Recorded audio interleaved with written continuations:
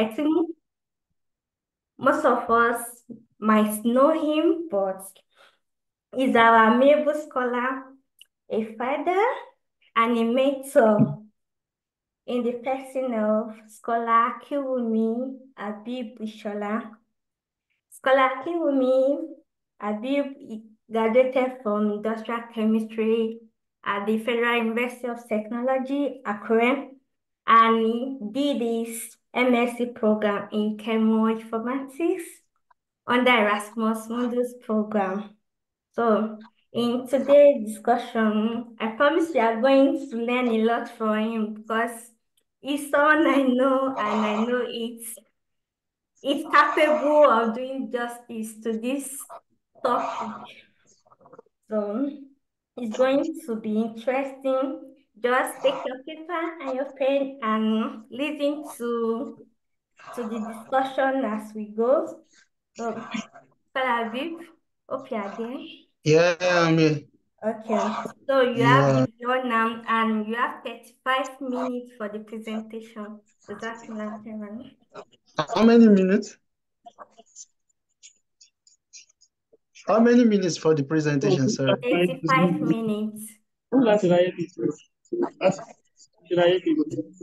Please let's mute our mic so that there won't be any interruption. Please, Okay. Can you all see my screen? not yet. Okay. Yes, So, my name is Akinwunmi Ishola Abeeb, and they have already introduced me, so there is no lot of introduction again. So, I'm going to talk about strategies for securing a postgraduate scholarship. So, I just have some outline here, in which I'm going to talk about the importance of postgraduate funding, type of postgraduate funding, on how to secure the fully funded scholarship. I'm going to use the United States as a case study. So the importance of postgraduate study, these are the questions we need to postgraduate funding. These are the questions we need to ask ourselves. The first thing we need to understand is that getting this postgraduate funding is going to release all our financial, let's say financial relief, because postgraduate study is going to cover our tuition, living expenses, and also you'll be collecting some stipend. And also it's going to make us to access to resources like research materials, conferences, seminar, and even publication. And another importance of graduate funding is that it's going to our networking and career opportunity. So another thing we need to understand is what is type of postgraduate funding. We all usually hear that, okay, so people want a scholarship. How does he really want this kind of scholarship? Which kind of scholarship is this person on? We have what is called scholarship, fellowship, grant, and assistantship. Scholarship are of two types. It can be on merit and need base. Merit base can be people that has a very high grade, like very high CGPA, like first class students. Why need based scholarship are meant for indigent students. Another thing we just talk about is what is called fellowship. Fellowship is different from scholarship because fellowship is just like it does not really mean whether you are on merit or on a need base. It's just like a fund that they will be awarded to you just for you just to pursue your, let's say, postgraduate study. In Nigeria, we have different kind of fellowship. It can be like in form of TED fund. But in Europe, there are a lot of fellowship in which people are not aware of. And we also have what is called grant. Grant can be a research and travel grant. Assuming I'm a chemoinformatics and want to perform a research on drug design and discovery, I can apply for a grant. So it's also a type of funding that you can use to pursue your postgraduate funding.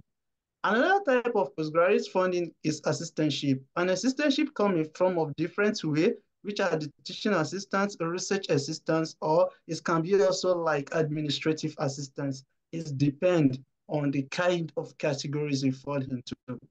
So now let's talk about the strategies. What are the strategies that we can use to secure a fully funded scholarship or PhD or MSc? The first thing is for us to start early. Start your research early. Like you need to know Which kind of scholarship do I want to put in my application? To which country do I need to go? Am I going to Germany? Am I going to United States? Am I going to Canada, Australia, Europe, Saudi Arabia, United Arab Emirates, or Singapore? These are the questions you need to ask yourself. You need to be intentional. You need to know what you want. So knowing what you want will make you to identify the kind of country of interest you want to put in your application. After knowing the country, the next thing is for you to identify your research interest. Many people has the ability to secure a fully funded scholarship, but they do not really have what is called research interest. If you are trying to search or like say trying to apply for a scholarship without a clear part of your research interest, it will just be as if someone is playing or pouring water inside the basket. And the best way to find your or to identify your research interest is to find your passion. Reflect on your research projects, your undergraduate projects or postgraduate projects, and coursework. You can also identify your research interest by focusing on literature review. Try to find a gap in the current research.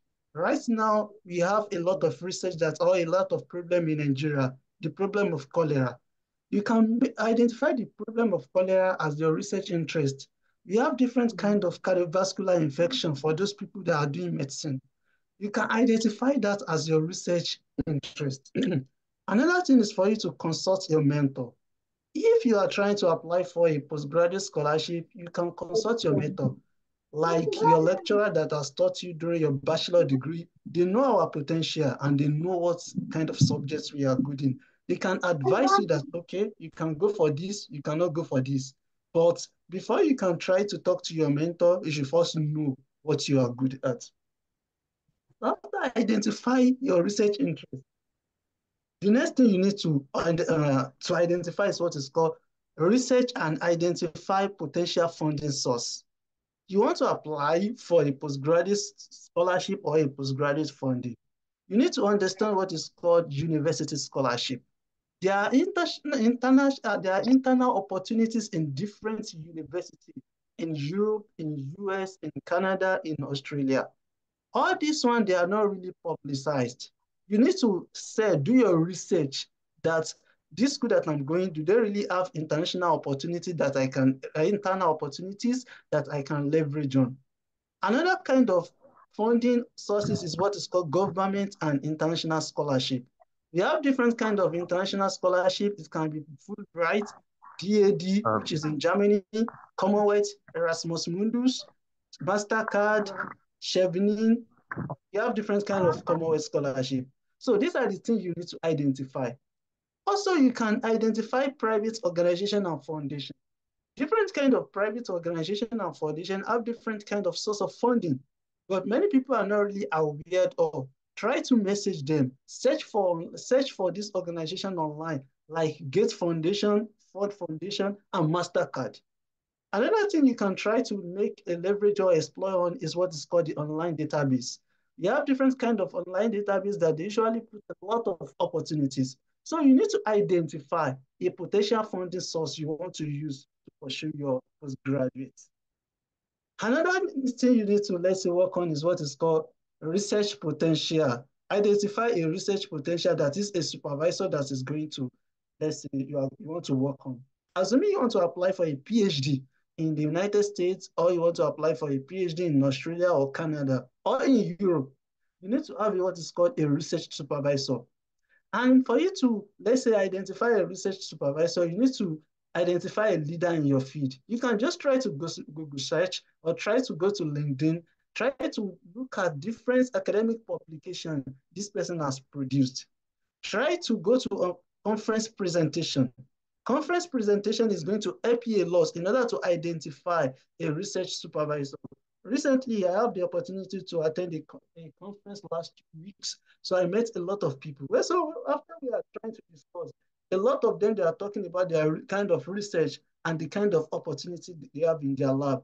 So attending that kind of gathering is more or less like an opportunity, although it does not really work in Nigeria. But attending some of them online can really help you. So another thing you can leverage on is to evaluate compatibility. I've already talked about research interest and also mentorship style, in which I'm going to talk about later. Another thing you need to leverage on is reach out early. You need to introduce yourself and your research idea. You need to talk to the kind of professor you want to work with, the kind of supervisor. This is where code emailing comes in. And in the subsequent slide, I'm going to talk about how to mail a professor. These are some of the websites I've prepared in which you can find a lot of opportunities. There are thousands of them. I just try to bring some of them here. You can look at Scholarship DB, Research in Germany, Jobs Looker, jobsac.uk. There are many. But you need to be very careful. Search for a PhD or an MSc position that align with your interest. It's very important. My interest in is, let's say, artificial intelligence in chemistry. I'm now applying for a PhD in geospatial technology. It's just as if I'm wasting my time.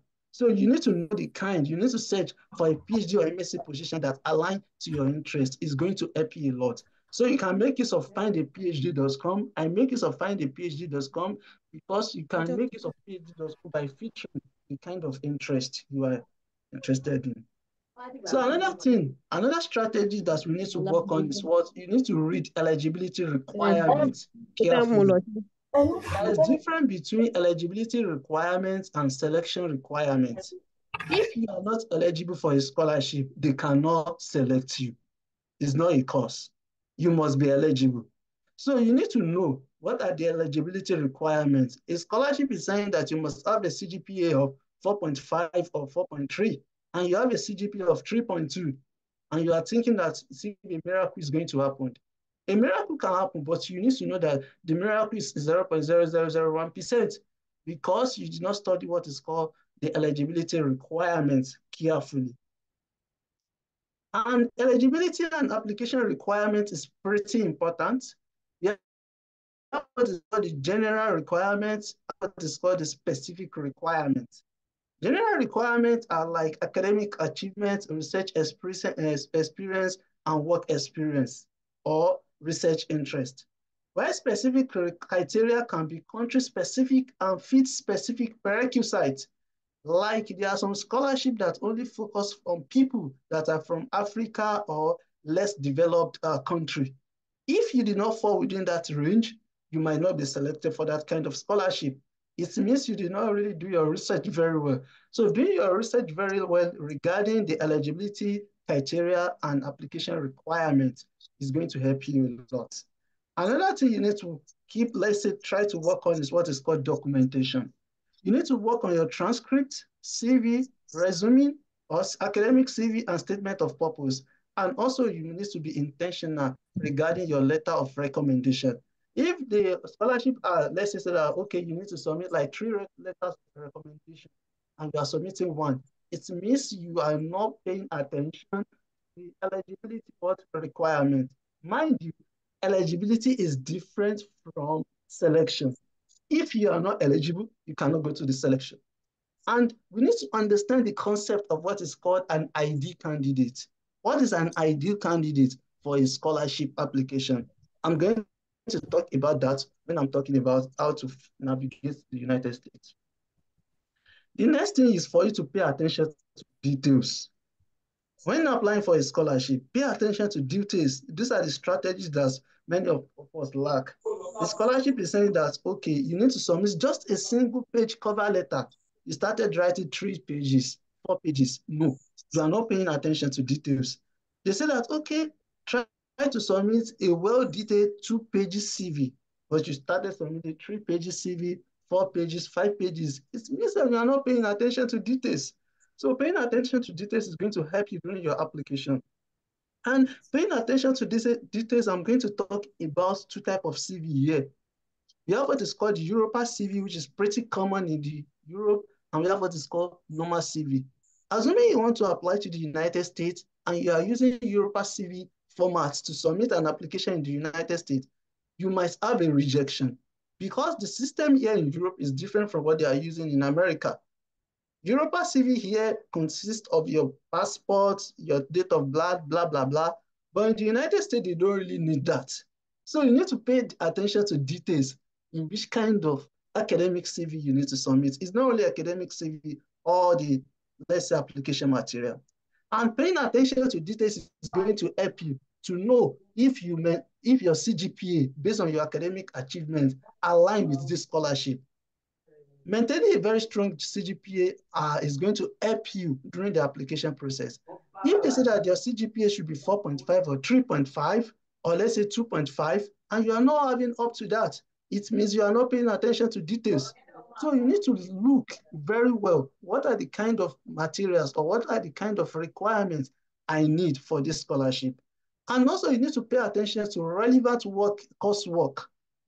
You want to switch career, or let's say you want to apply for a PhD or for an MSc in biology, and your background is like chemistry, you don't really have a relevant work experience, or let's say relevant coursework, is going to affect your application. And also you need to pay attention to publication and presentation. Some of the scholarships say that, okay, you must have like 3 papers or 2 papers based on people that want to go for PhD in Europe, or let's say in Australia, or in different parts of the world. If they say that, okay, publication is a plus, you need to include publication. Including publication, let's say in your CV, is going to help your, let's say, is going to help your application. So another thing that you need to pay attention is to what? Gain relevant experience. We have different kind of experience, but here I'm going to talk about 3 types of experience. It's going to help you when you are trying to strategize your postgraduate funding. The first one is research assistance. Research assistance, assistantship. You can volunteer, work on a faculty project. Go back to where you did your bachelor, or if you are still in preferential level, try to work with faculty member, try to work with your professor in order to gain a relevant work experience or relevant experience. Assuming they say that, okay, having a 3 years experience in computational modeling and you don't really have experience in computational modeling, it means you are not paying attention to details. And also try to take a relevant or industrial-based internship. Is going to help your application. And teaching assistantship. This teaching assistantship is very important for those are planning to move to the United States for their PhD application. You need to develop your teaching skills and build your CV. So it's pretty important. I'm still here to talk about the application material. But knowing this kind of strategy or how to package yourself is going to help your application. And another thing that is pretty important is that you need to be intentional about your letter of recommendation. A lot of people are rejected based on the kind of letter of recommendation they submit for their scholarship application. Know the kind of letter of recommendation you want to submit. Like if they say that submit like 3 pages of letter of recommendation and you only have one recommender, you need to be very careful that this is a very red flag for me.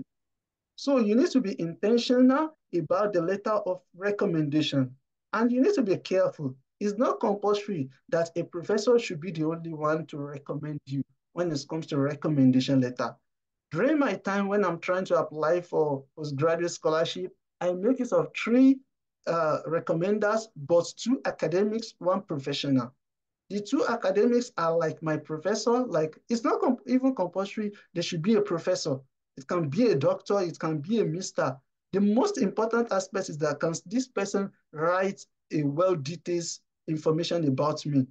If if the let's say scholarship application require you to submit a professor, use a professor. But if you don't have a professor and it's not compulsory in the application for you to submit, let's say use a professor as your recommender, don't stress yourself. Use the person you have. The most important thing is that can you write a well-detailed information regarding what I need? Not the boy is a good boy, offer this boy a scholarship. No, this is not what a recommendation letter is. And when you have to have a very good recommender, there are many strategies you can use when you want to talk to your what? To your recommender. Choose the right referee. When you want to have a very strong recommendation, you need to choose the right referee. It can be a professional or professional that are familiar with your work. Try to talk to your undergraduates, let's say your bachelor degree professor. Okay, you are familiar with the kind of courses I take. You should be able to talk about my expertise and also talk about my background. And also, if you want to have a very good, strong recommendation letter, You need to share your CV, your research proposal, or your achievements so that your recommenders can include it in your recommendation letter. And another thing which is pretty important is follow up. Ensure time submission. If the timeline for submission or for the end of the scholarship is tomorrow, try to submit your record, try to tell your recommender as early as possible, like 3 weeks or 2 weeks before that time, so that they are going to perfect everything. So I'm going to ask, I'm going to go to the 5 tips or the 5 strategy, which is what asks for help. No one is a mountain of knowledge. You need to ask for help when it comes to scholarship application. We cannot know, no one is like, no one knows everything. Like we are all students of knowledge. We are trying to search for everything once, let's say here and there. So you need to ask for help. If you don't know anything or if you are very confused when it comes to scholarship application, try to talk to people. Please, I need help. Can you help me to review my CV? Can you check my motivation letter? If you are very sure of yourself, I'm pretty sure the person is going to see 1 or 2 defects in your application, or it can be like a grammatical error, or you missed one, just a single point. So you need to ask for help. So asking for help cannot come in form of different ways, which can be networking and mentorship. Building a relationship, attend conference, join academic network like this mirror. If you join academic networks, try to work with people that you are of similar goals. If you work with people that are of similar goals, that you are trying to apply for the same scholarship or apply for the same postgraduate offer, it's going to help you a lot. You are going to work together. You are going to, let's say, okay, have you tried to work on this? Have you tried to work on this? You can even set an interview. Like, as only you have an interview, you can do an interview for yourself. And another thing is for you to seek a mentor. No one, like, have a mentor. Find a mentor in your feed. Use platforms like LinkedIn, ResearchGate. You can also use Facebook or Twitter, but using LinkedIn and ResearchGate is going to help you a lot. Seek for a mentorship. Ask them questions. Please, I want to apply for this scholarship. Try to go to LinkedIn. Okay, I want to apply for Commonwealth scholarship. Check Commonwealth Scholar on LinkedIn. Try to message them. Try to ask them questions, a reasonable question on how they are able to secure this funding. Not asking them to send them their cover letter or blah, blah, blah. But ask them a reasonable question. I'm pretty sure they are going to help. So I'm now going to go back to I'm going to go to the second part, which is how to secure strategies on how to secure a fully funded scholarship in the United States. So you can move from the United States, from Nigeria to the United States without, let's say, MSc. You can move from your bachelor degree, go and do direct PhD in the US. But you need to be very familiar. Funded scholarship is different from, is not equal to partial scholarship. Partial scholarship can be okay. Your tuition is like 50,000 USD and they only give you like 20,000 USD. You need to pay for like 3,000, 30,000 USD by yourself. That one is not really a fully funded scholarship. So if you want to, let's say, there are different ways, there are different strategies you can use to secure a fully funded scholarship in the United States. And it's one of the pretty, let's say, easiest way, easiest application indeed, especially for those that are trying to apply for a direct PhD in the United States. The first thing you need to do is to identify the right university. If you don't identify the right university in the US or anywhere, you are going to have a lot of problems. And the first thing is for you to search, like do your research extensively.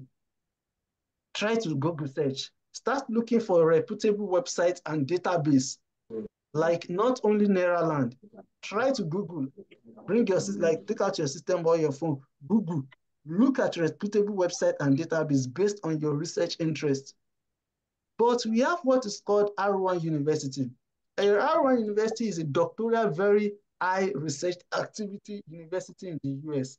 We have more than 146 research intensive university or very high research activity in the US. We call them R1 University. The main purpose of doing this R1 University is that if you apply for a PhD in this R1 University and you are offered admission, automatically I can say that 95% you'll be offered a fully funded scholarship. We have what is called the R2 University. The R2 university, they are high research activity and they are 133 in number. So they also have funding, but their funding is not as much as that of R1. These are the kind of university that are going to offer you a PhD admission without a funding. Example of this R2 university is MTU, Michigan Technological University, New Mexico State University. So let your focus be on R1. That's my dream. I do tell people, if your focus is the United States, focus on R1, low rank middle school, and with a good acceptance rate. And we have another type of university, which is what is called the special focus university. They are research institution. They are just 23 in number. Example is like Baylor School of Health. I think you can search for them on Wikipedia. But if you want to strategize your application in the US, try to focus on R1 university. So after taking for R1 university, you are able to search for schools you are interested in. The next thing is for you to check for eligibility criteria. You might apply or you might, let's say, check a program and you are not really eligible. So you need to check for the eligibility requirements or eligibility criteria. And these requirements can be of different types. And I've already mentioned about it, like eligibility criteria is not equal to selection criteria. Eligibility criteria is just like, okay, you want to do, you want to, let's say, try to study medicine and UTM. You,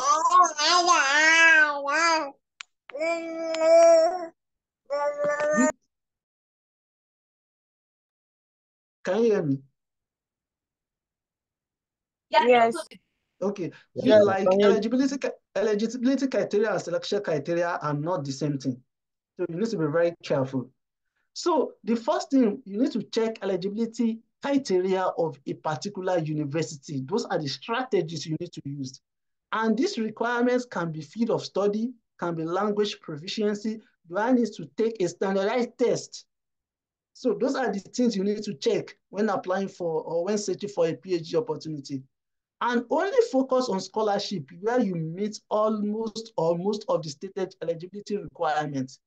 If they say that you need to have GRE, TOEFL, say CDP of blah, blah, blah, and you are not having up to that standard, don't waste resources. Go and check other schools. It's not compulsory for you to be eligible for Harvard. You might be eligible for Stony Brook, or you might be eligible for State University of New York at Buffalo. And also, you need to look beyond prestigious university. It's not every one of us that is going to attend OAU, let's say UI FUTA. Some people are going to Lautech. They're also university. The same thing applies to university in the United States.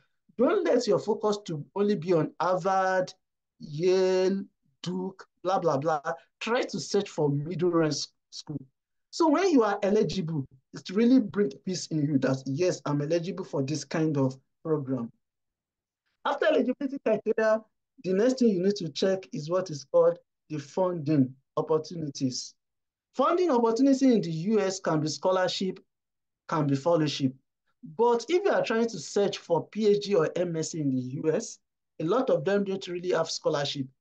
This scholarship, we need to be very familiar with it. Assuming you are doing a master's and you are not required to work, let's say you are on Erasmus Mundus, you are on Commonwealth, and you don't really, okay, you are not really having a research output. That's what is called scholarship, like pure scholarship. You also have fellowship. A lot of people secure fellowship for their first year in the United States.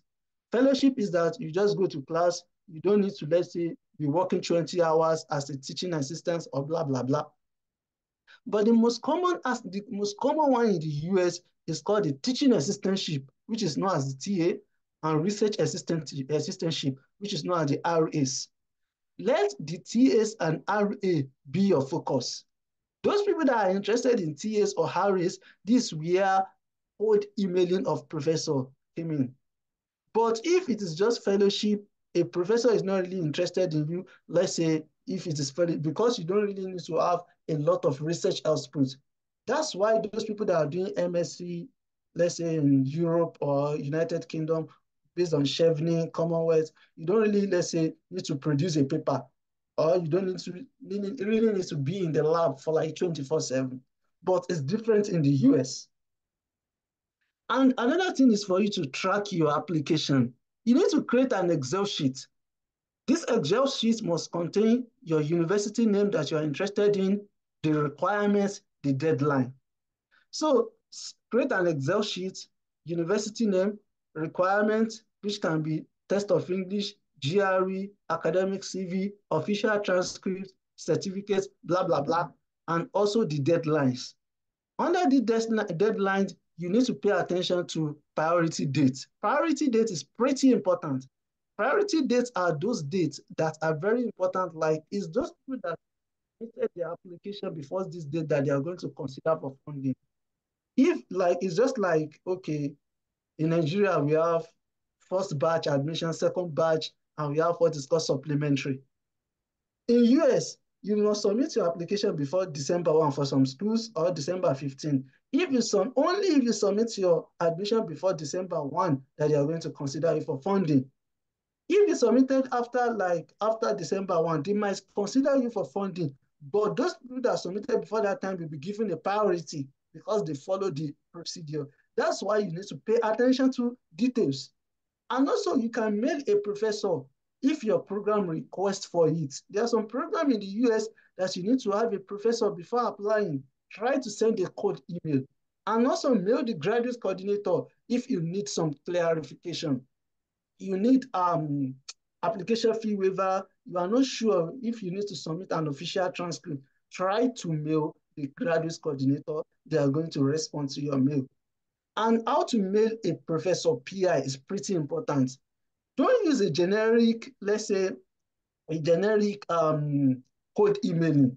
I don't really make use of generic code emailing because it's good. At times, the professor are already familiar with it.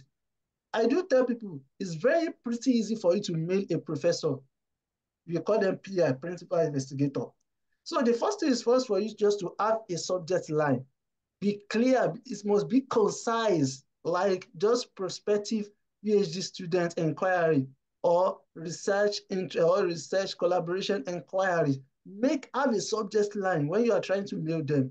And also salutation, you need to address the professor formally, not dear Abeeb, dear Professor Akinwunmi, dear Professor Ajadi. Is pretty important. And also you need to introduce yourself. Briefly introduce yourself. I'm Akinwunmi Ishola Abeeb. I'm a graduate of Federal University of Technology, Akure. Yeah, I did my master's degree in blah, blah, blah. You need to, let's say, you need to talk about introduction. You need to introduce you. You are not, let's say, you are not a demon. They must know you. And where you are working or where you are studying. The next thing is the purpose of this email. Clearly states that you are inquiring about PhD position or MSc position in their lab. You need to Aside, list, sir, how many minutes? 5 minutes more. So also you need to talk about your research interest and field and Yeah. qualification. After this, you need to talk about, like, you need to attach your supporting documents and you need to end it. So this is just a structured way, not just how to mail a professor. And tips to avoid, let's say, spelling and grammatical error, use a formal language, and also additional tips, be concise and personalize your email. Proofread your email before sending it. You want to send, dear madam, be careful, not dear madman, please. So I'm preparing a compelling application requirement. There are different application requirements you need to strategize to win a fully funded offer. There are CV, international passport, recommendation letter, statement of purpose, standardized test, writing sample. And when talking about academic CV, your academic CV must contain the following: which are education, research experience, work experience, teaching experience, honors and award, publication, conferences, skills, professional development. In short, these are the ingredients your academic CV must contain. If your academic CV, like I'm having 1, 2, 3, 4, 5, like 12, if you're having just 6 out of these 12 in your academic CV, you need to check yourself very well. And you have the do's and don'ts of academic CV. You don't need to, like, be honest. You need to be clear and concise. You need to use professional formatting. You need to tailor your CV to a particular application. I have a CV bank. Yeah, I store all my CV. If I want to apply for anything, I just take what I'm interested in and fit into that application. And we have what is called the don't. You don't need to lie. You don't need to exaggerate. You don't need to overcrowd your test. Make it very simple. And you need to ignore, let's say, poor formatting. And statement of purpose, you need to strategize. You need to work on your statement of purpose. And the way to work on your statement of purpose when you're applying for a PhD opportunities in the US is for you to, let's say, introduce yourself. You can have a research, let's say a research statement or research graph in which you need to address. And you need to answer some questions which are very important. Why do you want to obtain this degree? Why do you choose this particular field of study? Why do you choose this university to pursue your higher education? Why study or research under the tutelage of this certain professor? And you need to express your intellectual curiosity. You need to demonstrate your skills and experience. And you need to measure relevant work experience that are relevant to this PhD position. And you need to edit and proofread several times. And recommendation letter, you need to have a good recommender. Your recommender must be able to talk about your education, your research and skills, your innovation, and also your future and career potential. After you have gained your, let's say, strategize your application, you are selected, you need interview preparation. You need to be very familiar with the common question and also participate in mock interview. Try to talk to people so that you can do a mock interview. And also you need to prepare questions in order to showcase that you are really interested in this program. And I have like 5 tips you need that will make your application a very strong one. The first one is for you to start early. If you are planning to apply for 2025, start preparing your application. You need to tailor your, let's say, your application to a particular scholarship. You need to proofread your material. You need to follow instruction and you need to let's say, seek for feedback, assuming you are rejected. You need to stay persistent. After all this process, you need to stay persistent. Rejection is part of the process. You need to learn from feedback. And also, you need to reapply, assuming you have a lot of rejection. You need to apply and refine. You need to improve your application. Don't use the same CV you used for 2024 for 2025. What changes in my application? And you need to keep exploring new scholarship and program. Lastly, you need to pray to Allah and be confident of your response. It's Allah subhanahu wa ta'ala that can make something easy. No one can make it easy. And I pray Allah subhanahu wa ta'ala an easy one. Thank you. Merci beaucoup. Ẹ ṣeun. Voilà. Jazakumullah khairan. Let's So that's say just the end of my Jazak presentation. Blackman to our speaker. He really did justice to them. Jazakumullah khairan. And may Almighty Allah continue to increase you in knowledge. Amin, amin. Jazakumullah Um, khairan. just a brief summary. I won't be able to summarize everything, but just a brief Yeah, summary you need to for what our speaker said. stop So it. he made mention of They different tell me the name. steps It to is like follow in order to get a postgraduate scholarship, which the first one is that you should start your research early and putting all the following into consideration, like you should identify the country you are going, your research interests. You should find passion in what you want to do, not just that you want to apply for a scholarship. You should find passion in it that, okay, this is what I want to study, and you have a good reason for going for that particular course. And also, you should search for different funding source. You should identify different funding source. And you should also identify your potential supervisor in the country or the school you are going to. The second point is that you should read eligibility requirements carefully. You should know maybe you are eligible to apply for a particular scholarship, maybe because of your country or because of your academic stand. You should know if you are eligible to apply or not. The next one is that you should pay attention to details in your CV. academic achievements. If the scholarship require publication and presentation, make sure that you have it before you can apply for the such scholarship. And also, you should be intentional about your letters of recommendation. Choose the right referees, your lecturer that they know you very well, not that someone that doesn't know you like that. You should make those that know you very well, that can say good things about you, to be your recommenders. And also, you should ask for help. You should network and have a mentor that you can follow to say, okay, if you have any problem, you can easily find solution to it.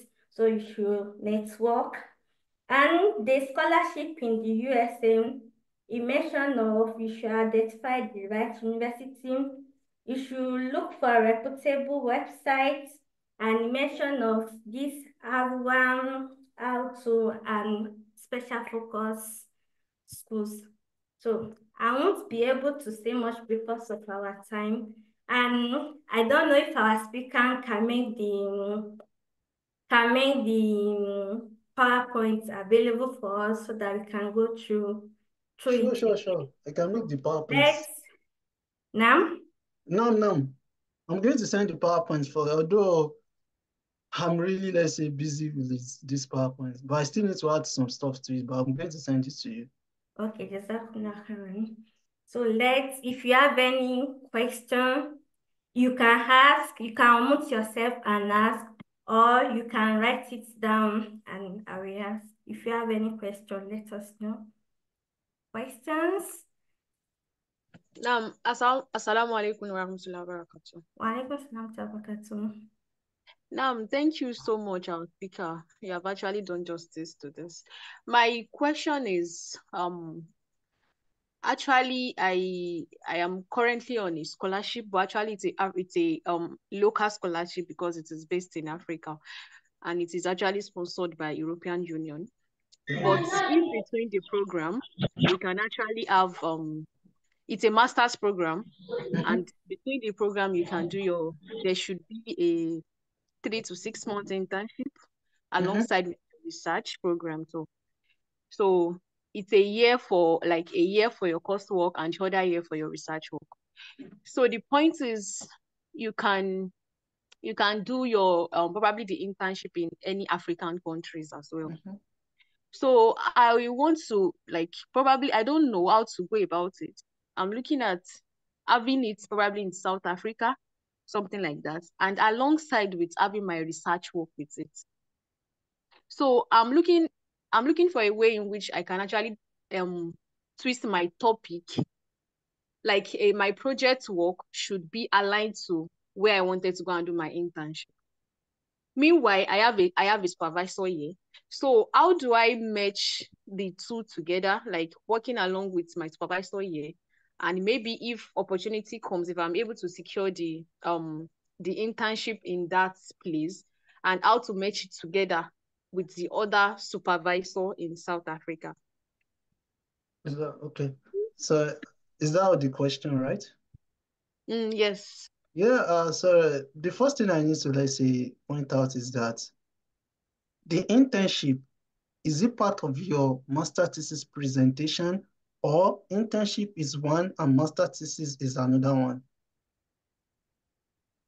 The two is should I say it is merged together because it is part of the criteria of the body that you have to do your 6 months or 3 to 6 months internship before the end of your program. Okay.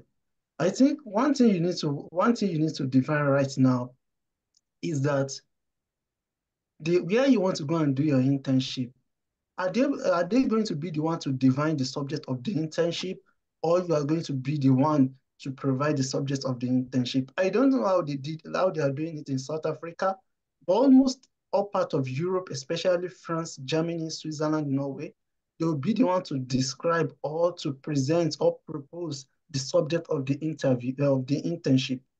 If the subject of the internship is something that you are interested in, you can go for it. And also, you'll be working with your supervisor. One thing you need to do is that you need to have a very good relationship with your supervisor.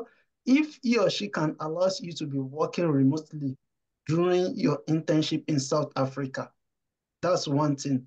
Another thing is that if you are not really interested or what you are doing right now with your supervisor is not what you are really interested for your PhD or for your subsequent career, you need to think about it because MSc is just like, let's say, PhD is more or less like a continuation of your MSc. So although you might change during the process of your PhD. But one thing you need to define is that, am I really interested or what are they doing in this South Africa? Does it really apply to my domain? That's the first thing. Can my supervisor, let's say, accept me to be working remotely? And number three, if I get to South Africa, am I going to be the one to define the subject of the internship or they will be the one to define the subject of the internship? So it's a very tricky, let's say, situation indeed. But if your internship aligns or let's say is part of your master thesis, just goes for like, let's say, go to a best place indeed. And one thing you need to be very careful with, I've just answered this question right now, is that doing an internship can pave a way for you if you are interested in PhD. Some internship subjects is more or less like a PhD proposition. And at the end of the day, it's those people that are doing the internship that are going to continue that kind of, let's say, that kind of project. It's very common in Europe, but I don't know if they also do that in South Africa. I don't know if you understand my contribution based on your. Yes, I do, sir. Actually, the it is on energy sustainability. You get. So you have to work in like something related, probably like an energy sector, even if it is in academic area, it should be in Mhm. energy. You understand? So that is what it's all about. So it is defined for us already. And as a student studying energy system science, so you have to align it with your internship. So it should go like it should go a long way with each other. But are you currently in Nigeria right now or in African country? No, I'm in Nigeria. Yes, Nigeria. And you want to go to South Africa? The like I actually looked at other African countries. Which of it is still better than Nigeria, if not South Africa? I don't know. Is it compulsory it should be Africa? The thing is the expenses is on you if you are going out. Oh, that's where yeah, and it is like it is funded by who? Is it European Union that funded the program? Yes. I think you can apply for an internship. You can apply for an internship in Europe with this kind of program. I'm pretty sure, and they'll be But paying you. will someone get a grant for it? Sure, I think we can discuss in France. If you are doing your internship in some, I have a friend that is even doing internship in Norway, and is paying. I think they are paying him around 4,000 euros. So Wow. it depends. Yeah, it depends on one thing is just for you to explore. Like if it is 6 months internship in some part of France and Germany, they are going to pay you. They can pay you like they can even some there are some I did internship whereby we are the accommodation, they contributed money for me during my internship. They pay for part of my accommodation. So it depends on where you are going. If it is not compulsory for you to be in South Africa, I will advise you look into European countries, especially Germany. When it comes to renewable energy, something like that, Germany is very like, because I did something on DigiChem, sustainable chemistry, and I spent a lot of time in Germany, in Gießen, and they have a lot of opportunity in Germany. I think we can discuss about it. You can just Yes. Please, message me let's so so that we that, can give time to other people too. So I all will Brother right, chat all to you right. Abeeb, later. please, Thank can we you. move to next Yeah, question? yeah, yeah. People are, I think we maybe have the like, person can ask later for yeah, yeah, more yeah. insights. Yeah, you can, let's continue. Okay. Assalamualaikum. Alaikum salam. Jazakumullah khairan. May Allah continue to guide you and grant you Amen. goodness. Amen, sir. As regards the sister, also she can discuss with our coordinator.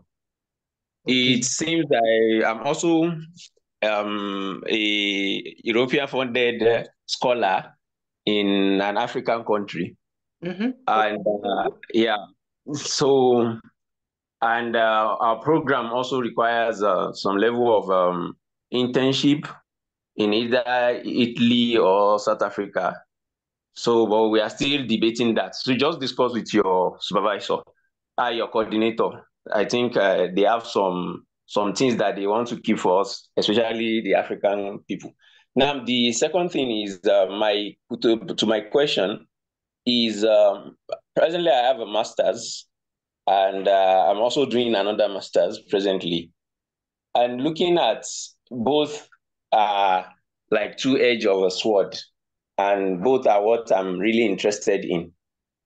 Applying for a PhD, is it compulsory I put the in view present program I'm doing, or just those that are related to the present program I'm doing that I should, like, I'm working on extractive methodology, and also the what I'm working on here in Kenya is additive manufacturing. So is it compulsory when I'm applying for extractive methodology in some of the universities in US, is it compulsory I tell them, let them know that I have a research experience? Both of them, I have papers as regards both of them.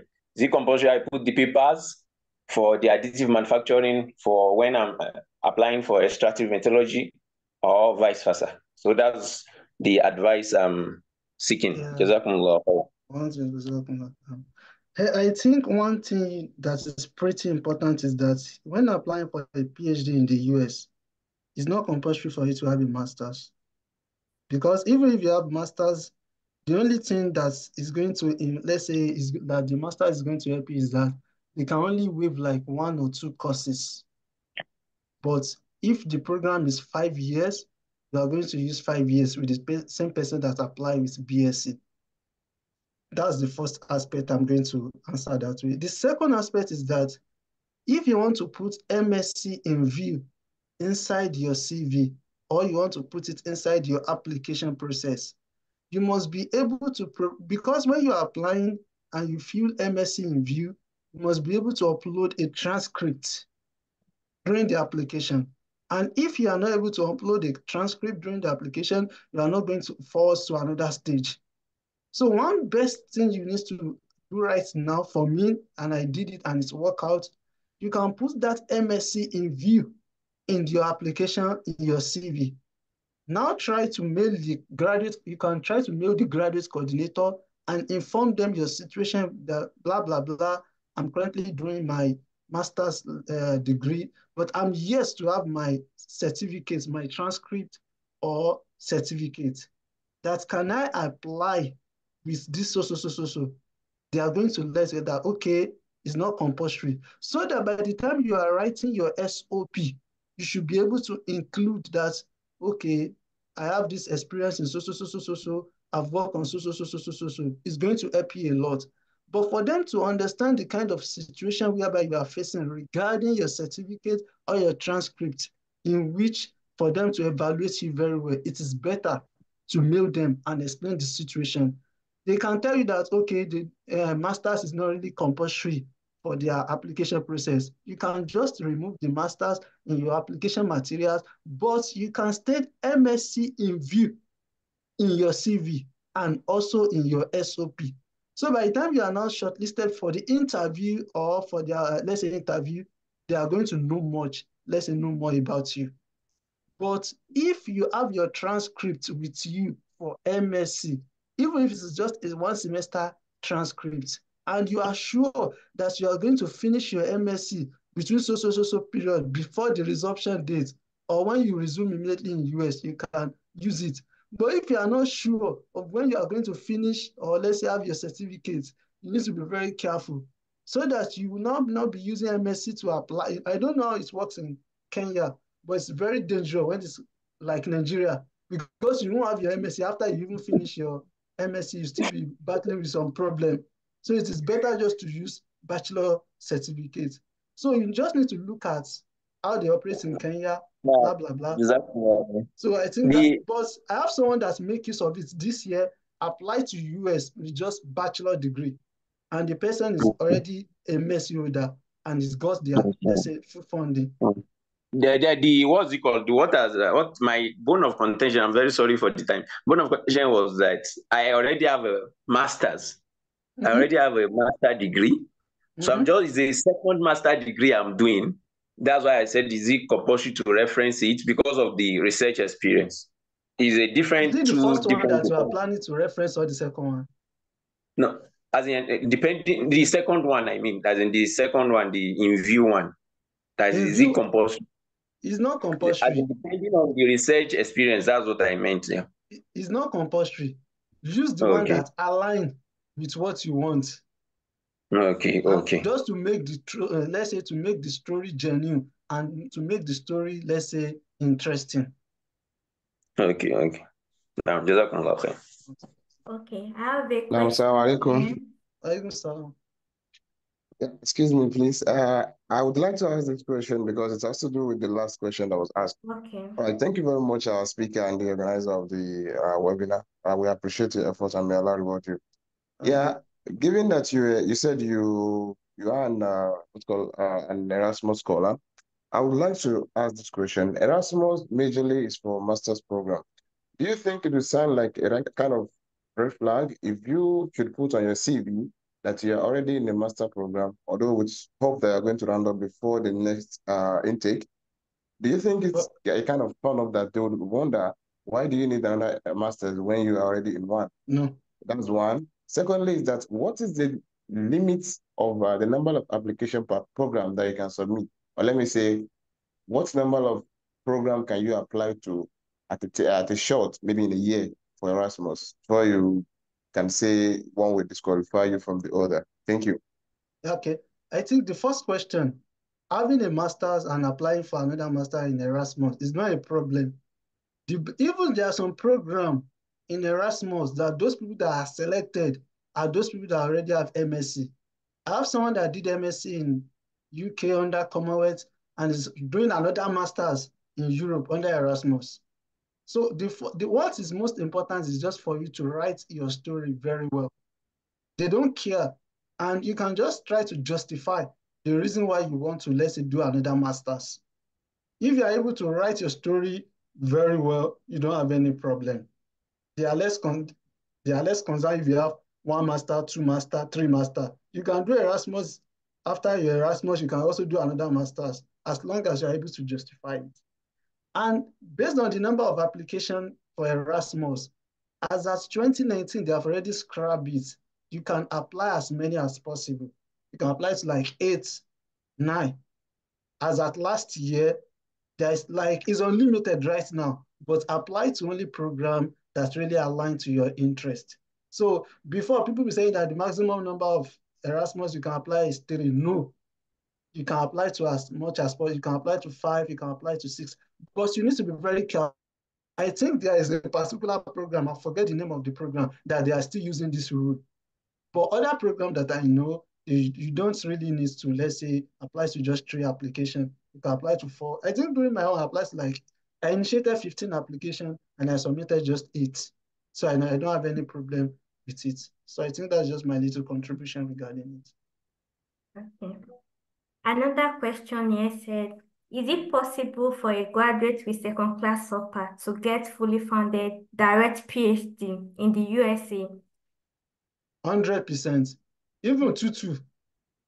One thing that the person just needs to do is that you need to be very careful. You need to select the right school and you need to select for the right information. And if you want to select for the right information, you don't need to wait for people to start posting like a broadcast message. Like you don't need to let's say apply for competition. If you're in that kind of situation, you need to do your research thoroughly. Like not, okay, people are trying to send a broadcast message, I need 3 PhD students. You know that the kind of profile those professors will be accepting will be pretty high.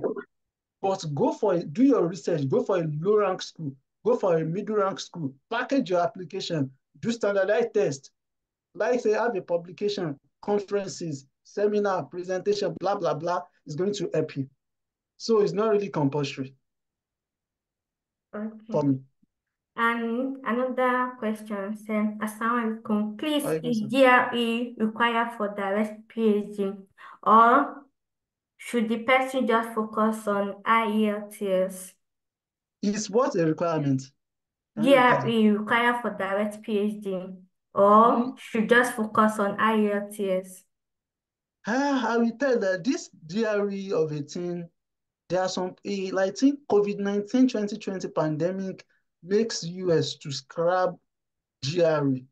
It is not all program in the US that you need a GRE, but you need to know your program of interest. GRE is just graduate record examination, just to test your skills, your critical thinking skills, if you can cope in graduate school. But it's not a must. Thousands of people are gaining admission into the US for a direct PhD without a GRE. I have a fully funded ISI scholar that's supposed to fund, let's say, funded my GRE and TOEFL, but I did not later take the GRE and I'm able to get something. So it's not compulsory for you to take GRE, provided there are some, when it comes to GRE, let me even explain a little bit. You have some schools who say that GRE is compulsory. Some people will say that it is recommended. Some people will say that it is optional. If it is recommended, like if you take the GRE or you do the GRE, it might affect your application. If it is optional, they won't even look at it. But if it is compulsory, you need to submit the GRE. Without the GRE, they won't, let's say, they won't further your, let's say, application. And IELTS is just like English, International English Language testing system. It is owned by the UK. While test of English as a foreign language, TOEFL, is owned by the US. So if you are focusing on the US, I would advise you can take any of the exam, but I prefer you should take test of English as a foreign language, TOEFL. And if you don't have money, just go to your school. There are many schools in the US that you don't need English proficiency test. You just need that you are from English-speaking country, Nigeria, and they will accept you. So you just need to do your research very well. If you don't have money for GRE, that's not a problem. Just make sure you do your research very well, and you are going to get something important. So for me, it's not really a barrier. And if your plan is to focus on Europe, GRE is useless in Europe. GRE is useless even in Canada. I don't know if some schools accept it in Canada. In Australia, GRE is useless. It's only useful in US, some part of Canada, and Saudi Arabia. Yes, I think some schools in Saudi Arabia accept GRE. But if your focus is US, if you can do GRE, do it. It is good. But if you don't have the money, don't stress yourself. Package your application, put in your application, enter, submit. Okay, we have two more questions to go. Adedoyin, can you ask your question? Yeah, Assalamu alaikum. Welcome live from the lecture. Please, I want to ask, if one is in electrical and electronics engineering, one wants to transition into like tech-related field in such a way that you're moving away from what you studied. Okay, what are the necessary steps that one needs to like get to take? Because you were saying the previous time that it won't make sense if one was like go into something and maybe it doesn't have any background and knowledge concerning the other course. One uses 5 years to study a particular course and wants like move into another thing. Though one might be doing like personal learning when it comes to those tech and the likes. And then also, is it necessary that one would have to like go through the PhD route since one wants to just use the masters to like just get out of the country? Also, The second question, yeah, I don't get that second question. Can you repeat the second question? okay. The second question is like, is PhD necessary? Like, because I know of people going directly to United States like PhD, they will rather go and do their PhD directly rather than going through the master's route. Mm-hmm. So I'm asking that so is PhD necessary? Since one is not going into the lecturing field, one wants to go into the like working as a tech Mm-hmm. professional. So like does it actually make sense that one should also go for PhD offer if one should see those one, or it's better to just go after the masters, do what you have Mm-hmm. to do there, then later transition into tech? Is that what the question? Yes, sir. Okay. The first question that you asked, that, okay, if someone wants to transit from electrical to tech, one thing you need to know is that it's very Yes, sir. possible for you to transit. Like, I'm from chemistry, and I'm, let's say, transiting into artificial intelligence, blah blah blah. right now. But what is pretty important is that if you want to transit from one field to another, the first question you need to ask yourself is that, am I having the relevant experience, the relevant skills, or the relevant work or research experience? I have Okay, sir. someone that studied food science and technology and is applying for University of Minnesota for MSc in software engineering. But she has Okay, like sir. 4 years, a good 4 years work experience.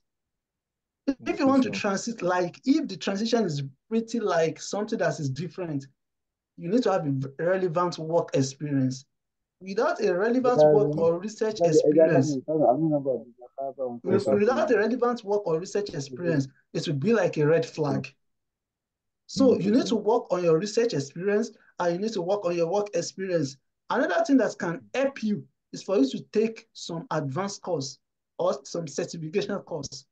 Assuming you want to transit into tech, into machine learning engineer, and you need a lot of Yes, sir. programming skills, you need a lot of data science, mathematics, and during your bachelor, Yes, you sir. are not really taking some mathematics courses.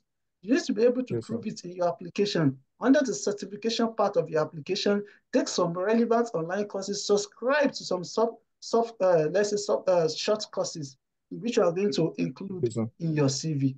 So having the Okay, necessary sir. work experience, research experience, and try to have a personal development is going Yes, to sir. help you. You need to work on your Okay, sir. CV. A lot of stuff in your CV. Have a professional development section in your CV, or what you have done on GitHub or let's say GitLab. Try to Yes, include sir. it, the link in your CV. It's going to show that you are eligible, you know what you are doing. The only problem that you Okay. can have is that you don't really have the basic background based on mathematics, blah, blah, blah. But if you really Okay, want to sir. switch, you need to work on Yes, sir. relevant work experience, skills, and the Okay. kind of projects you did during the process. And another thing Sir. you ask is that, okay, is it not compulsory for you to, let's say, have a PhD?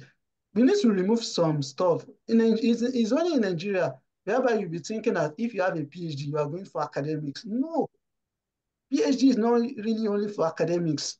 There are some work Okay, that sir. require you that they will tell you that 5 years experience, MSc plus five Yes, years sir. experience. But if you have a PhD, they will say that PhD plus 1 year's experience because they understand Yes, sir. PhD is not only meant for academics. Even in short, Okay, sir. we have what is called industrial PhD, as we'll be working with industry and also be in Yes, sir. academics, let's say 3 or 1 year, 6 or 1 months in the university, and the remaining 3 years in industry.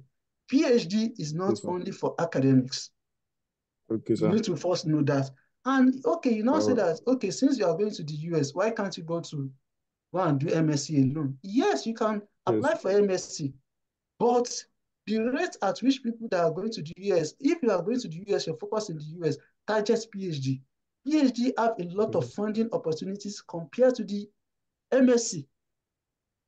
Okay, You sir. see, there are some schools in the US, they will offer you MSc admission, but there won't be funding because you are just going to spend Okay, sir. like 2 years. You need to understand we have what is called MSc by thesis and MSc by non-thesis. MSc by Okay, sir. thesis, like it's more or less like research. You can have funding for that. But by non-thesis, you are just doing coursework. At the end of your, let's say third semester or fourth semester, you just do some research, small research. That one, they don't usually Okay, have sir. funding. So Okay, if sir. your focus is US, you can apply for MSc based on Okay, sir. your interest and on some schools, but Okay, sir. provided that you are going to have a fully funded offer. Because if you Okay, are sir. not going to have a fully funded offer, someone might have problem with the embassy. United States Okay, sir. Embassy in Nigeria, they are pretty crazy. Even those people that Okay, even sir. have a fully funded offer, they deny them. Talk less of people that Okay, does not sir. really have a fully funded offer. So it's pretty tricky. MSc, Okay, PhD is sir. not only for academics. In Okay, Nigeria, sir. if you want to do PhD, you'll be a lecturer. But in advanced Yes, country, sir. PhD is not only for academics. Some even Okay, sir. I do tell people it's not only for academics. It depends on the kind of career you are planning on. But if you know that you Okay, sir. cannot really cope on PhD, apply for MSc. Yes, sir. But be very careful Okay. with the kind of skills you want to put in your application. Okay, one last thing, sir. Please, Mhm. okay, when it comes to like the fully funded, the money given, like will it be sufficient or one will still be dependent on maybe parents in Nigeria to No, actually no, get no, something? no. If it is Okay. fully funded, Yes, you sir. won't pay for school fee, your tuition fee will be Okay. waived, you won't pay for Okay, sir. anything, and they'll be paying you your Okay. stipend. Your stipend can be in some part of the US, it depends on the states wherever you are going in the US. Some stipend can be Okay, sir. $3,000 per month. So it's out of that Okay, sir. $3,000 or $2,500 that you will be paying your accommodation, survive. So you don't need to depend on your parents if you have a fully funded. That's why I said that fully funded is different from partial. Even if you have a Okay, fully sir. funded, they are paying you stipend and you still have a Yes, sir. deficit in your school Yes, fee, sir. it's a problem. So you need to be Yes, sure sir. that you are offered a fully funded that does not require you to pay any tuition and it's going to cover your stipend. So that's just Okay, an sir. answer to that. Yeah, that come I like answer. think I appreciate it. there are still more questions, but I think if you can provide your mail or the way any form they can reach you for Yeah, they people can that reach still me have on, questions because there is no time. yeah, I think, I think I try to enter the chat box. I have my email and Okay. the person, they can mail me on, let's see, they can message me on um, WhatsApp. Okay. Uh, So that I, would be I better put my in order Nigerian not number. to +380. waste much time. So I put my Jazakumullah Nigerian number khairan. on, let's say, um, on the chat box, so they can message me on WhatsApp or any other. Now, Also, they can connect to me on LinkedIn. I'm going to respond, sure. okay. Jazakumullah khairan for taking your time to answer the questions. May Almighty Allah continue to increase your knowledge. And those of us that want to join Mira Muslim in Research and Academy, you can put your numbers down. You'll be added to the WhatsApp group for so that you won't miss any of our program. And we say Jazakumullah khairan to everyone that joined the program. May Almighty Allah make it easy for all of us and all the application or the one we are intending to apply. May Almighty Allah make it easy for us. Thank you so much for this program, for joining us today. Jazakumullah khairan. Sister Zainab, I don't know if you have anything to say. Okay, Assalamu alaikum warahmatullahi wabarakatuh. Once again, Jazakallah khairan to our speaker, Brother Habib Akinwunmi. Thank you for accepting to be our guest speaker, even though it's a last minute consultation with you. Pray Allah reward you abundantly and may He grant you ease in all your affairs. Thank you to my dear Sister Suebat, for hosting today's program.